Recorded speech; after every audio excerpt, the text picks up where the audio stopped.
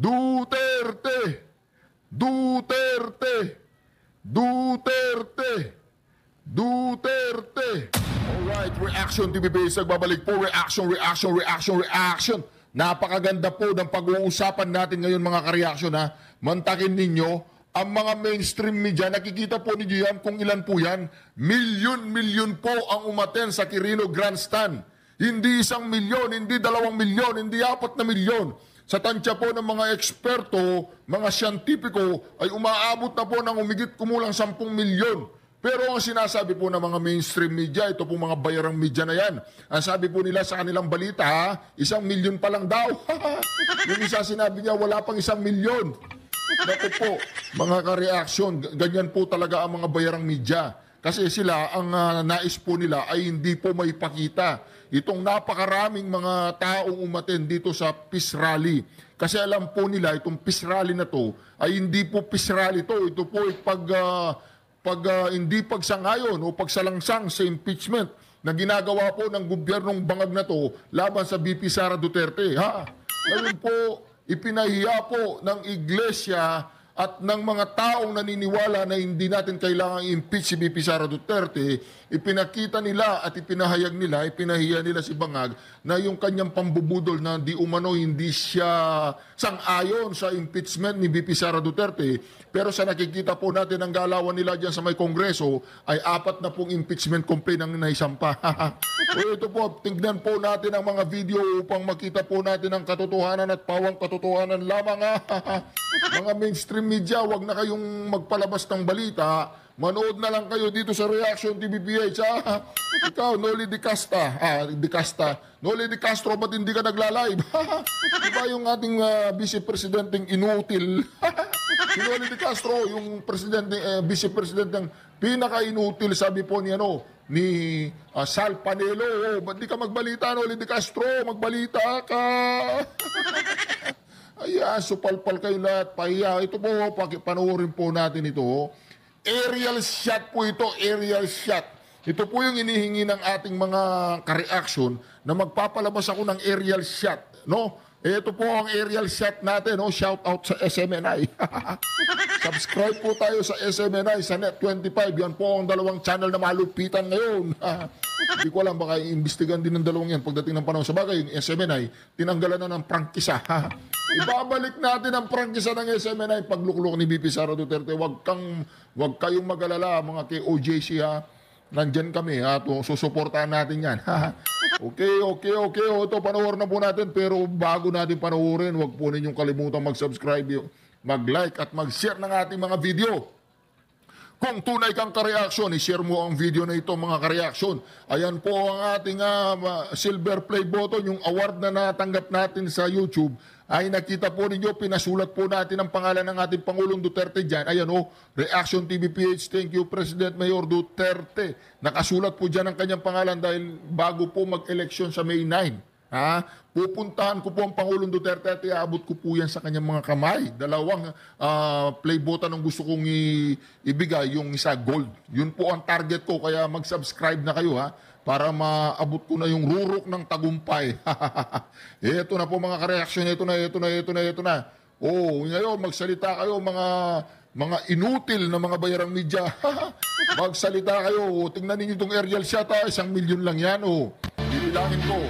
Alright. Bibilangin natin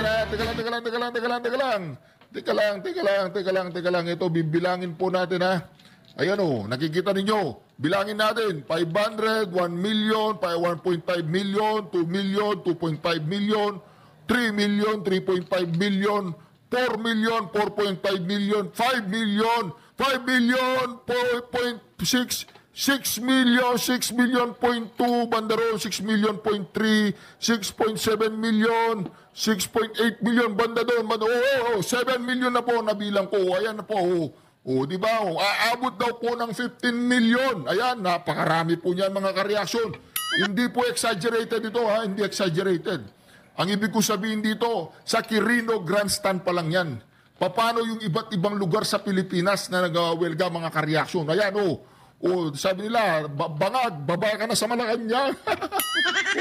Di ba? alam nila, read between the line, read between the line. O di ba, kung talagang ito suportado ni Bobong Marcos, oy, Bobong Marcos, pumunta ka dyan, kung talagang suportado mo yan. Sabi ng mga loyalistang bulok ng mga vlogger na mga Ensaymada vlogger na yan, ang sabi daw nila, konti lang. Sabi nila, konti lang daw ang umadan dyan sa peace rally na ang ginagawa natin ngayon. Ang tawag natin, peace rally dyan, ha? Mga piste kayong lahat dyan, bumaba kayo dyan sa mga posisyon ninyo. Peace rally yan, mga piste kayo, umalis kayo dyan sa mga, oy, bangag, manood ka, di ba, suportado mo to.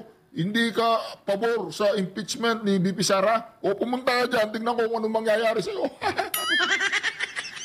Ang kinatatakot po ng mga eksperto, mga ekspertong magnanakaw yan, yung mga ekspertong magnanakaw, ang kinatatakot po nila ay yung hindi na po aalis dyan.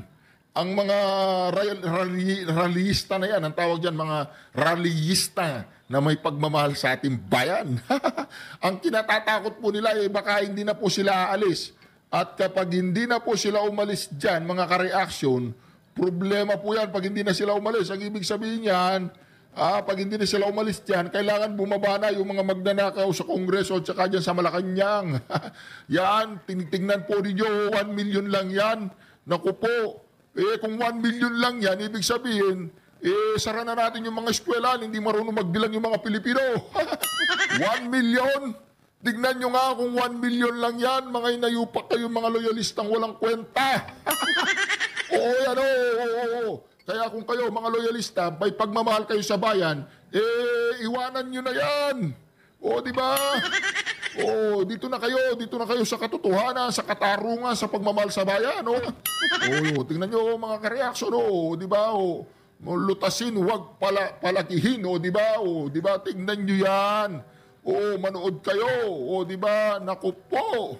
Oo, yan ang bandila ng aking bayan. O, bayang Pilipinas, huwag mong pabagsakin, bangag.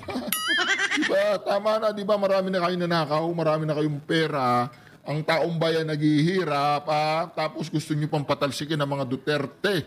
Ang mga Duterte lang, may mga pinakatapat na sa paglilingkod, ha? Mantagin ninyo, si Pangulong Duterte, pumasok siya, nakakulambo. O paglabas siya sa Malacanang, nakakulambo pa rin, o. Wala siyang Mercedes-Benz sa Rolex. O diba? Ganon, maliit ang bahay na nagpunta ng Malacanang, lumabas ng Malacanang, maliit pa rin ang bahay niya. Ang tatay ni Digong, tandaan ninyo, gobernador yan ng Davao. Kaya dapat yan, milyonaryo yan, di ba? Pero tingnan natin ha, dahil hindi sila magnanakaw, wala silang mga bahay kung saan-saan sa lupalop ng mundo, sa Amerika, sa Europa, pero tingnan nyo yung mga magnanakaw na yan, mga inayupak, ang dami nilang bahay kung saan-saan. Ito mga ka-reaction ha, panoorin po ninyo ito, panoorin ninyo, yan o. O yan pa o, di ba? O yan o. Yan po, hindi po aerial shot yan. Hindi po aerial shot yan. Yan aerial shot yan, syempre. O yan, o yan. O, di ba? Buhat-buhat niya nga na. Ang dami, mga ka-reaksyon. O, di ba? O, sige. Magnakaw pa kayo ng magnakaw. Ha? Magpayaman pa kayo ng magpayaman. Mga animal kayo, magpayaman kayo. Sige, yan o, di ba? O. Ayan o, ang dami o, ang daming tao, ang daming tao. O, yan, 1 million lang yan. Oy, mga bayarang mainstream media, manood kayo dito, 1 million lang yan. Kaya mga ka-reaksyon yan, bigan, oh, di ba? Oh, hindi pa bilang yan, oh, di ba? Aabot nga ng mga 50 million yan. Kalahati ng populasyon ng ating rally may naghahanap buhay. Hindi pwedeng mag-rally tayo lahat dyan, oh, di ba? Oh, di ba yung kalahati, bawa, 6 sila sa pamilya. Yung 3 naghahanap buhay, yung 3 nagrarally, oh, di ganun yun. Oh, di ba? Oh, yung 3 magdadala ng pagkain dyan dahil hindi na sila alis dyan. Oh, nagtatalunan na po. Yun. Ay, malapit sa Malacanang yan. Ako, tignan po ninyo yan. 1 million lang yan. Ibang footage yan. Dito, hindi ko pa nabibilang. Banda rito sa may bandila, hindi ko pa nabibilang yan. Oh, di ba? Oh, yung mga idolo natin yan, mga iniidolo natin yan. Oh, yung dalawang yan, ha. Yung dalawang po yan, sila po yung pasimuno. Oo, sila yung pasimuno araw-araw. Oh. Para sa National Rally for Peace, ako si Jensu Bardiaga. At ako naman po si Nelson Lubao. O yan, si Nelson tsaka si Jen. Ang dalawang lehitimo at malupitang mga broadcaster yan ha. Sila po ay nandyan sa isang media outlet na hindi bayaran. Diba, subukan yung bayaran yan. Ewan ko kung anong mangyayari sa inyo. Hindi nyo pa sila kilala, ipapakilala ko sila sa inyo. Ito, pasok. Magandang umaga, Luzon, Visayas at Mindanao. Diba? Ang buong sambayan ay nakatutok sa Net 25 special coverage para sa National Rally for Peace. Ako, si Jensu Bardiaga. At ako naman po si Nelson Lubao. At ako naman po si Reaction TVPH. Ataw! Tuloy-tuloy lang po tayo. Tuloy-tuloy sa lang. pagdating ng mga kaganapan. Hindi lang po dyan sa Quirino Grandstand, kundi pati rin sa iba't ibang bahagi ng bansa. Yun! Yung mga correspondent natin, tawagan nyo na. Nakita natin kanina, di ba, yung camera shot sa Quirino Grandstand. Naku, tignan nyo. Sabi mo nga kanina, talaga namang punong-puno na ng ating mga kababayan. Ang lagi sinasabi na matatanda sa ganyan, halos hindi mahulugang karayon. Oo. Pero dito, sinasabi, Manong Jen, sabi dito, 1 million lang daw yan, sabi ng mga mainstream media bayaran. 1 million. Dahil seksikan yung mga tao. Ano? Oo. Ay, nako. So, yan po. At patuloy pa po ang pagdagsa ng mga tao mula sa iba't ibang mga lugar. At ang pangunahing lokasyon nga po ay ang Quirino Grandstand. Yes, at bukod po kung saan ay isinasagawa po ngayon ang National Rally for Peace. Sentro nga po ng aktibidad. 13, January 13, tsaka 13. 13 lugar. Tig sa 10 milyon yan. 130 milyon. Pati yung mga Pilipinong hindi pa pinapanganak nagrarally na. Ang Quirino Grandstand dyan po sa Maynila. Doon si Mar Gabriel para Yan, dami, ibigay sa atin ang sitwasyon tungkol sa seguridad. At ihahatid naman sa atin ni Eden Santos ang mga pangyayari sa likod ng mga aktibidad sa Quirino Grandstand, pati na rin ang mga mahalagang anunsyo kaugnay po ng rally. At mula pa rin po sa Quirino Grandstand, nandun din si Mean Corbera. Kukumustahin naman niya ang ating mga kababayan na maaga pa lang ay nandun na po't nag-aabang sa gaganaping rally. Bukod dyan sa Quirino Grandstand, si Erlo Bringas ay nakatutok po naman sa rally dyan sa Quirino Stadium sa Bantay, Ilocos Sur. At sa Cebu City, nandun po naman si Mark De La Rosa sa South Road Properties. Yun. Sa Rizal Park naman sa San Pedro Square, Davao City, nandun po si Madeline Vic sa bahagi po ng Butuan. Ayan Bantay, Ilocos Sur, Sabigan, Cebu City, Davao City, Pangadian City proper. Naku po, ayan na po ang sinasabi natin mga kareaksyon. Butuan City Sports Complex sa Butuan, Agusan del Norte, si Cecil Galiarga. Habang nasa Plaza Divisoria, dyan po sa Cagayan de Oro City, Misamis Oriental. Ayan po, Butuan, Agusan del Norte, Cagayan de Oro, Misamis Oriental, Ormoc City Plaza, Bacolod. Si Heidi Roa. Sa Visayas Region po naman, nasa Ormoc City Plaza, si Kimberly Orbuda. At para ihatid ang latest sa Capitol Park and Lagoon, doon po sa Bacolod City. Alam nyo mga kareaksyon, puputulin ko muna si Manong Jen. Alam nyo, naramdaman po kasi ng iglesia na itong ginagawang garapalang pag-impeach kay VP Sara Duterte, unang-una hindi makatarungan. Pangalawa ay kasama yan sa grand scheme, yung pinaka plano, yung granding plano para mailuklok si Tamba na siyang pinakamataas na pinuno natin dito sa Pilipinas at hindi mangyayari yun. Pangatlo, yung kasinungalingang sinabi ni Bobong Marcos na hindi siya pabor sa impeachment, ngunit ang impeachment ay gumugulong. Yun po ang tatlong dahilan kung bakit nag-alsa ang iglesia ayaw nang mabudol. Kasi nabudol na nung eleksyon. Ngayon, bubudulin na naman siya ni Bobong Marcos, di umano ayaw niya ng impeachment, pero gumugulong. Loko-loko yun, Negros Occidental, naroon naman nakabantay si Christine Semeliano. Ganon din po sa New Freedom Grandstand, dyan naman sa Iloilo City. Nakabantay ang ating correspondent na si Eileen Palawan. At sa iba't ibang panig pa po ng Luzon, nariyan ho sa Ilagan City Sports Complex. Ito po sa probinsya ng Isabela, si Erwin Temperante. At habang nasa Wangan Park naman sa Legazpi City, sa Albay, si Donna Canyeba. Samantalang sa Vicente Park, ito po sa Puerto Princesa City, Palawan, nandun po ang ating correspondent na si Ann Ramos. Ayan, at sa puntong ito, kumustahin natin ang mga kababayan nating nandun po sa Quirino Grandstand. Makakasama po natin si Weng de la Fuente at si Wedge Kudyamat. Weng at Wedge, kumusta kayo dyan?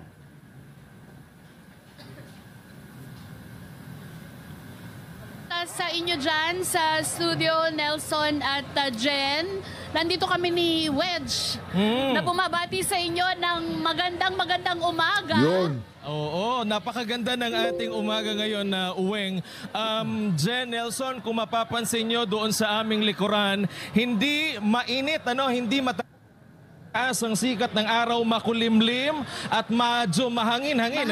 Medyo presko ang pakiramdam ng ating mga kababayan na nandirito ngayon sa may bahagi ng Quirino Grandstand. Isang pahiwatig lang na nakikisama ang panahon dito po sa mga aktibidad na isinasagawa sa Quirino Grandstand. Yan nga po ang National Rally for Peace na pinangungunahan ng Iglesia ni Cristo.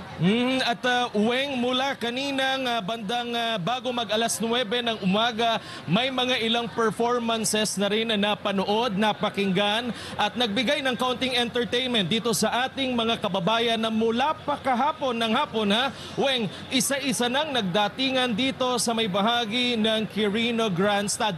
Umulan, umaraw, ready sila at masaya. Ready ka rin. At paalala din po sa mga kababayan natin na kung meron man po sa inyo na makakaramdam ng discomfort o kaya mahihilo o kaya ay may mararamdaman kayo sa inyong kalusugan, mayroon pong mga medical station na nasa paligid ng Quirino Grandstand na pangungunahan po ng mga taga Christian Medical Dental and Paramedics Society. Yun. At gayon din ng mga manggagamot, nurses at mga medical worker ng New Era General Hospital. Yun. Bukod dyan, Weng, ito rin yung paalala ho sa lahat ng ating mga kababayang nandirito ngayon sa Quirino Grandstand.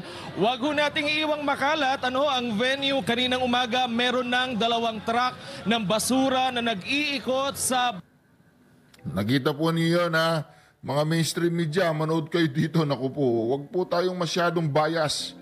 Yan yan Diba, iba't ibang lugar po yan. Iba't ibang lugar po yan. Ayan napanood natin kanina yan. Pero tingnan po ninyo. Wala na pong pagpoposisyonan sa tinatawag nilang sa Quirino Grandstand. Yung mga tao. Nakapaikot na po sila sa may Pasig River ba yan? Talagang napakarami pong tao. Hindi maulugang karayo, may mga baon pa yan. Kaldareta siguro yun. Tingnan nyo po. Tingnan ninyo kung gaano karaming tao yan, mga kareaksyon. Ayan. Talagang naka-uniforme po yung mga iglesia. At hindi ko po alam kung yung mga sumama dyan na mga ibang reliyon o hindi iglesia ay nag-uniforme din. Simbolo ng pagkikipag-isa dito sa layunin ng iglesia na maitigil itong impeachment na gustong mangyari itong mga makakaliwang grupo at ng Bangag Administration. Ayan po, mantakin po ninyo yan. Hindi po yan sa grandstand, ibang lugar po yan. Ibang lugar sa Pilipinas, sinara po yung mga kalsada sa mga liwasang bayan. Ako po, diba, ayan napanood natin kanina, pinapalabas ko po sa inyo para lamang makita ninyo na ang pinapalabas po at pinapakita po ng tinatawag nating mainstream media o yung mga bayarang media ay talagang diba mga kareaksyon? Diba? Mantakin ninyo yan kung gaano karaming tao yan. Sige nga. yan po ang ating aerial shot. Naka-helicopter po ako kanina. Pumunta po ako ng grandstand at kinuha ko po yan. Hindi totoo yung joke lang. Anyway, mga kareaksyon, nakikita po ninyo. Kung nakikita ninyo yung mga tao na yan, dagat. Tignan po ninyo mga kareaksyon. Ina-update ko lang kayo. O ayan o. Sige nga, pakitawag nga yung mga mainstream media, pabilang natin isa-isa sa kanila to. Pag sumobra ng 1 million to, naku po, 1 million lang daw. Yan, sige nga. 1 million lang yan. Ayan sa Quirino Grandstand pa lang po yan. Wala pa yung Davao. Pupunta pa ako ng Davao maya-maya para makuha ko ng aerial shot. Joke lang yun. Dito lang tayo sa headquarters ng Reaction TVPH. At dito po tayo patuloy na magdadala sa inyo ng update ng pangyayari sa buong kapuluan ng ating bayan na kung saan talagang ang pag-aalsa at pag-aaklas. Ayan, mga kareaksyon. Tingnan nyo, Quirino Grandstand Manila. Ano po yan? Aerial shot ang tawag dyan na aerial shot. Ayan pagkakaisa, hindi pa mumulitika. Di ba? Ganun yun. Ang ginagawa po ng mga bayarang media at mga lingkod bayan daw natin, wala po silang ginawa kundi pamumulitika. Mantakin ninyo mga kareaksyon. Isipin ninyo ang ginawa nilang panghaharas at pangiistorbo sa mag-ama kay Pangulong Digong at kay Vice Presidente Sara Duterte. Diyan lahat po nag-ugat ang pag-aalsa at pagrarally ng taong bayan. Diyan po nagsimula mga kareaksyon. Hindi totoo na suportado ni Bobong Marcos ito.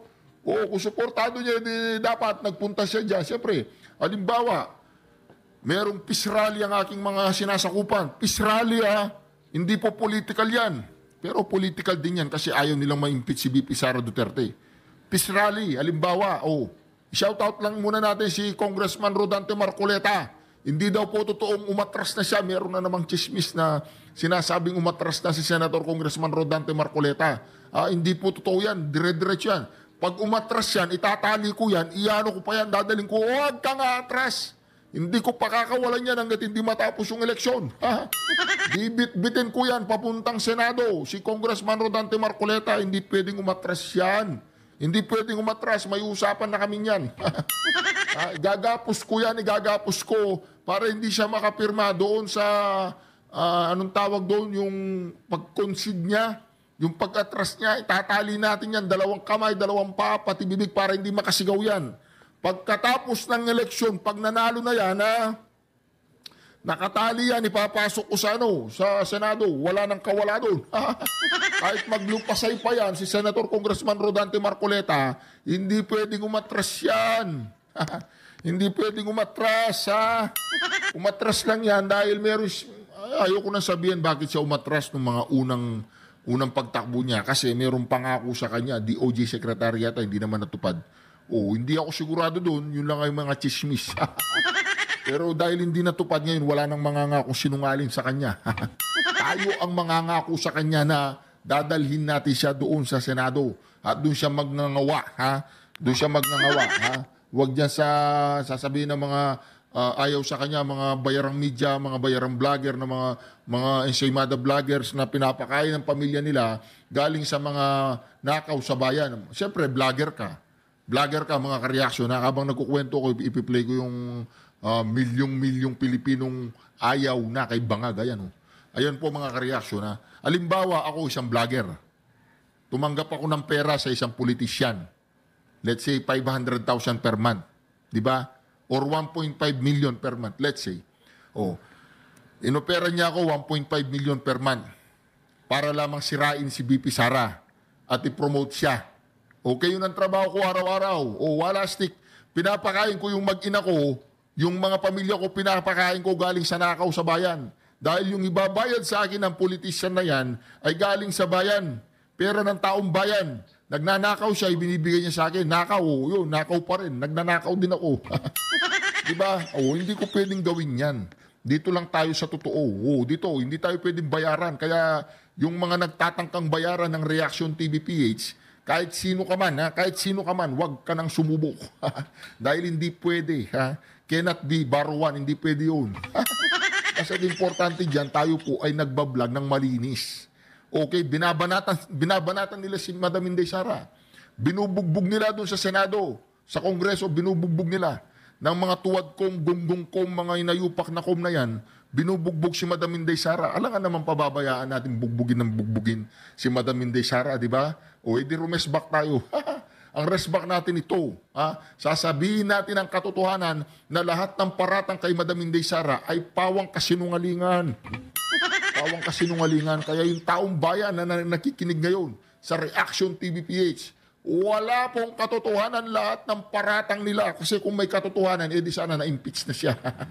O, di ba? Hanggang ngayon, yung impeachment paper, yung impeachment complaint, wala pa rin. O, kasi natatakot na sila.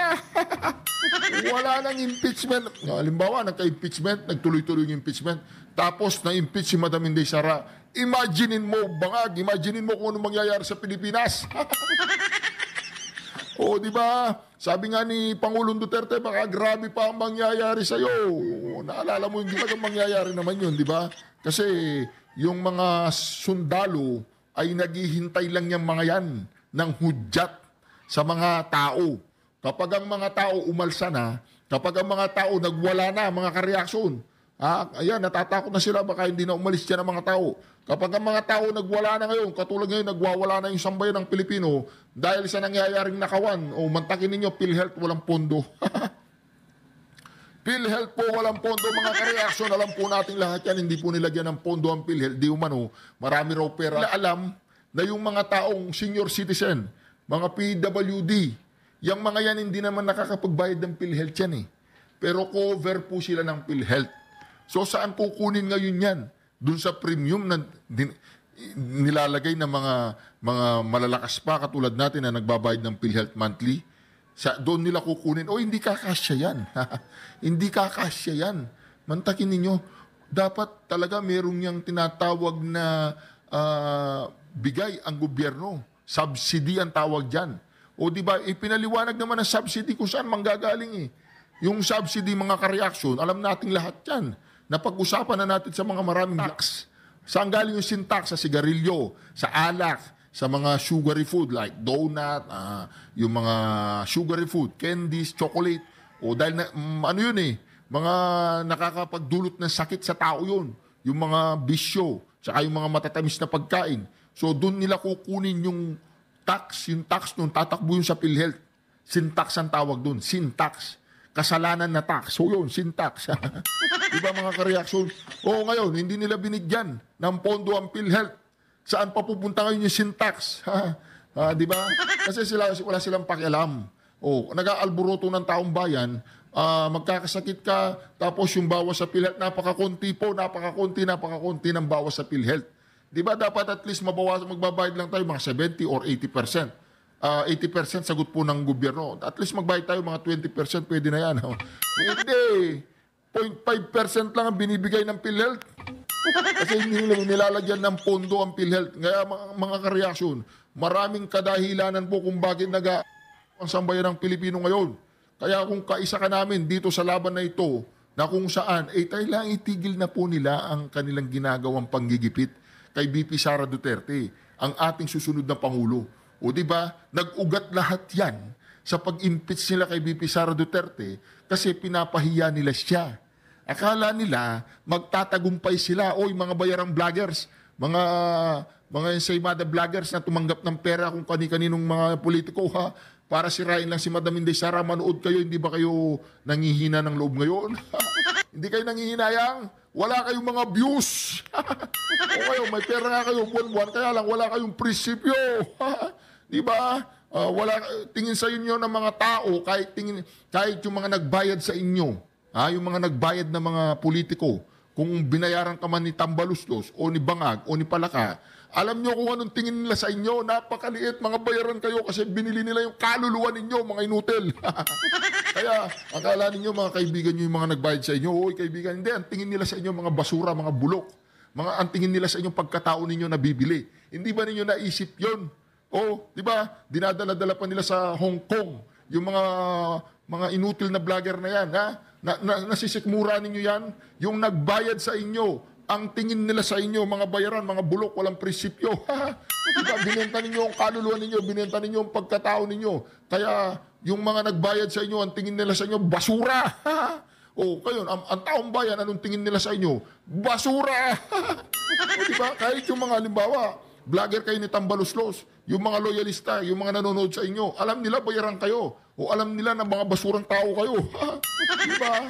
Talaga, araruin na namin kayo niyan. Kayo mga bayarang vlogger, mga insemada vlogger kayo.